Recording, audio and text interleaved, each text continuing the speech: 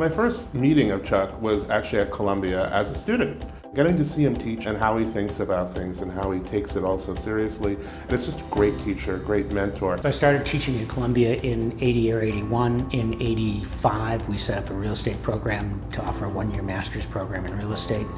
And I taught almost continuously ever since.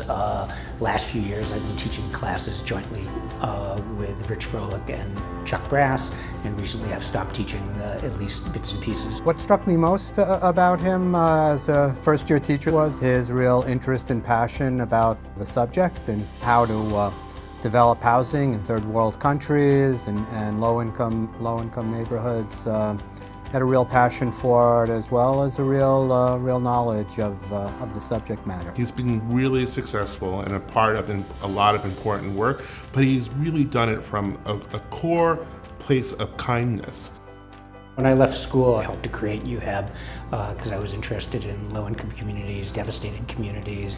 UHAB stands for the Urban Homesteading Assistance Board. Chuck was one of the founders of UHAB, along with a guy named Don Turner and Philip St. George, the dean and the bishop of the Cathedral of St. John the Divine. In those early days, it was when the city had lots of abandoned buildings, and there was this idea of doing self-help housing to fix up the abandoned building. We mobilized street gangs, we mobilized a mosque from Harlem, we mobilized a group of people in the Bronx, the People's Development Corporation, to help take over abandoned buildings and rebuild them. So you have changed focus, creating essentially a cooperative housing movement in New York City. I look back at the wide range of people who I've had contact with, people from a group of squatters on the Upper West Side to the mosque in East Harlem to John Tynan and the folks at Catholic Charities. So that's the fun of it, is you get to see everybody in New York. He's a very quick thinker. He's creating, just like the architect is creating a certain structure, he's creating a financial structure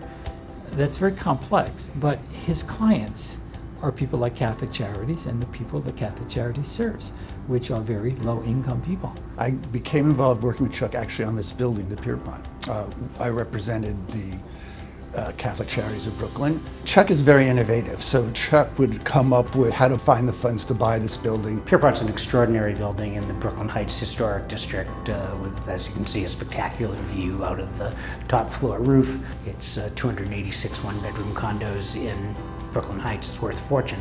We wanted to make sure that in the long run, no matter what, POP and Catholic Charities of the Diocese of Brooklyn would have control of the building. He's a very soft-spoken guy. He's kind of like to stay in the background a bit, but he's very, very creative. And then I left UHAB. Andy was there and in charge and growing the place, and joined a small Wall Street firm that specialized in municipal bonds. When I left, I went to HRA, Hamilton, Rabinovitz, and Altschuler. Had the similar practice there, doing financial consulting, and then decided that I wanted a firm that was not just management consulting and other kinds of consulting, but really a financial specialty firm.